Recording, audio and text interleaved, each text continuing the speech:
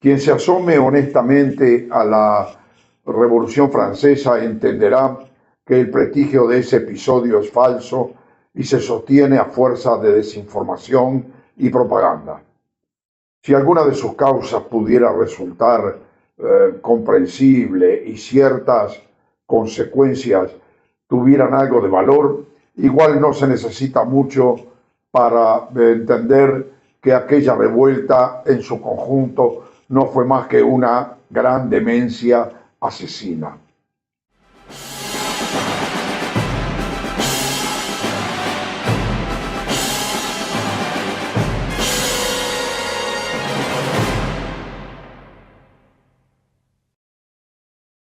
En los sucesos políticos, la organización del orden revolucionario comenzó por un gigantesco entrevero institucional que nunca llegó a firmarse en medio de una danza de asambleístas anárquicos, aristócratas metidos a revolucionarios, monárquicos constitucionales, girondinos, jacobinos, cordeliers, curas juramentados,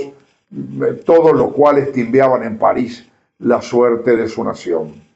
Abolida la monarquía, se proclamó la república y el gobierno quedó a cargo de sucesivas comunas, comités, convenciones, directorios y consejos antes de llegar al consulado. Transcurrieron poco más de 10 años entre los fastos de la pseudo-religión republicana, la puesta en vigor del absurdo calendario decimal y la pasada por la guillotina de antirrevolucionarios y dirigentes que a su vez habían mandado cortar la cabeza a los anteriores, además de las masacres para poner a todo el país bajo control revolucionario. Esa fue la historia hasta que Napoleón sentó a los loquitos en la punta de la bayoneta de sus tropas. Delante de un resumen que no puede abarcar toda la sangre en las estupideces y las maldades conjugadas en tan poco tiempo, es incomprensible, si no hubiera intereses detrás, que esa peripecia que tuvo todas las características de la perversidad y la borrachera juntas pudiera proponerse como ejemplo de algo. Antes de ese disparate, la vida política de los pueblos discurría sin los sobresaltos que hoy nos parecen inherentes a la cosa pública, pero el cambio se produjo a partir de la aniquilación de los cuerpos naturales de la sociedad, el desmantelamiento de la trama social tradicional fue la consecuencia sociopolítica más grave de la revolución. Porque a partir de entonces los pueblos quedaron a merced de un poder mucho más duro, arbitrario e incapaz que las monarquías absolutas. La destrucción formal del orden social anterior tuvo lugar en 1791 mediante la ley llamada Le Chapelier por el nombre de su impulsor, miembro importante de la sanguinaria facción jacobina, que acabó guillotinado 3 años más tarde. La Asamblea Nacional, presidida por ese Isaac Le Chapelier, promulgó la norma que quebró la sociedad tradicional, los gremios y asociaciones profesionales. Con ese desmantelamiento de las corporaciones y la prohibición de refundarlas, todo eso sometido a pesadas sanciones y la muerte civil de los infractores, esa ley, capricho perverso de ingeniería política, liquidó a la representación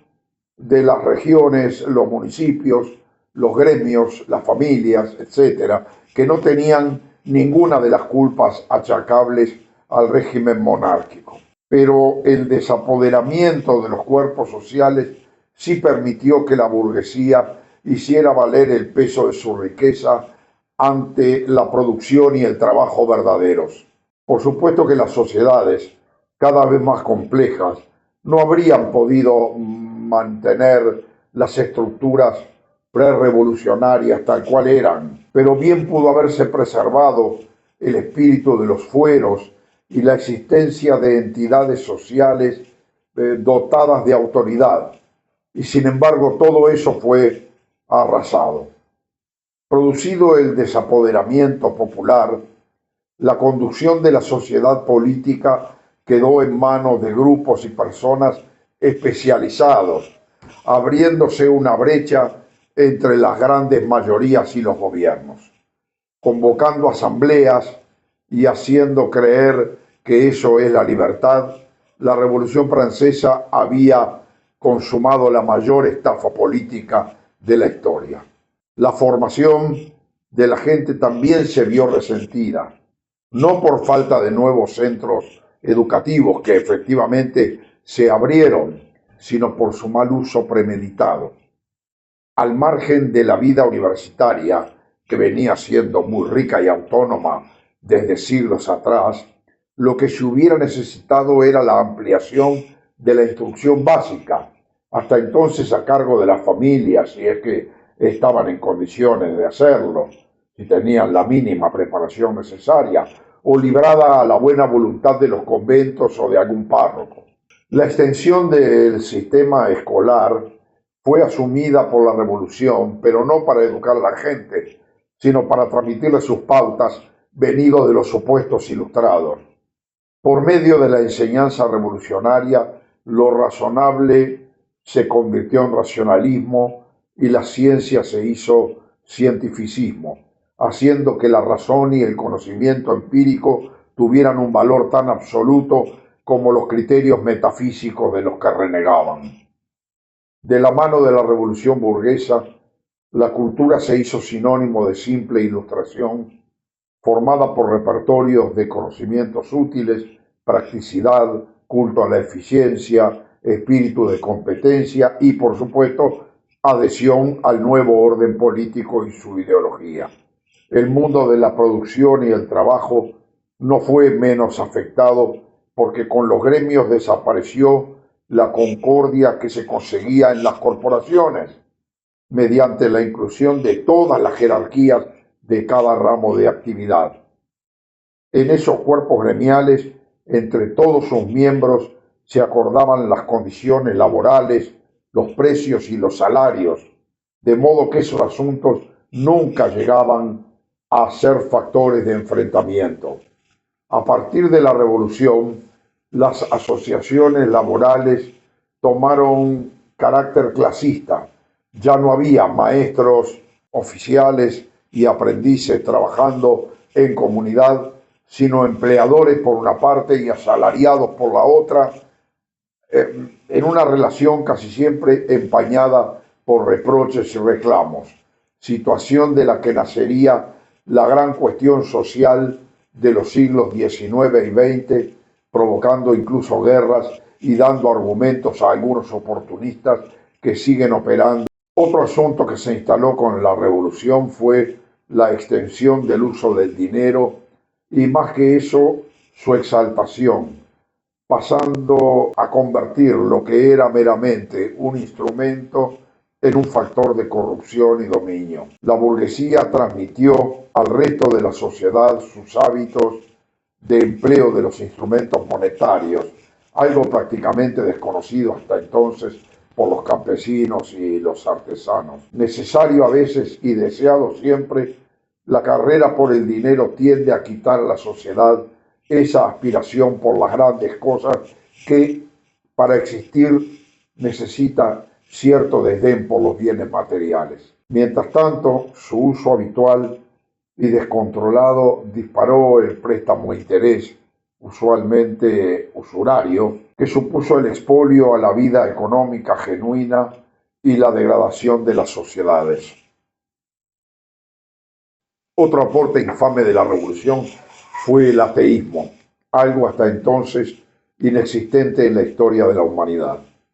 Nacido del apareamiento entre la duda como herramienta intelectual y la confianza desmedida y excluyente en la razón humana, el ateísmo revolucionario no solo despojó de intangibilidad a las cabezas coronadas y al orden social, que de algún modo estaba también sacralizado, sino que acabó por echar las bases de la revolución marxista, la cual reprodujo con fogosidad de tarado todas las violencias físicas y morales de 1789. Aparte de pulverizar el orden anterior, maestra de todos los enfrentamientos, la Revolución Francesa abrió una grieta entre el campo y la ciudad que dura todavía. La natural distancia entre esos universos se amplió hasta hacerlos irreconciliables cuando el orden burgués, netamente urbano, quiso imponerse a sangre y fuego a la sociedad provinciana. La ferocidad como aporte de la Revolución Francesa, martirizadora de muchos miles de sus opositores, puede apreciarse en una parte de la letra de la Marsellesa, estrofa que se oculta vergonzantemente y que pide cosas tan lindas como que la sangre de los impuros, es decir, los antirrevolucionarios, riegue vuestros campos.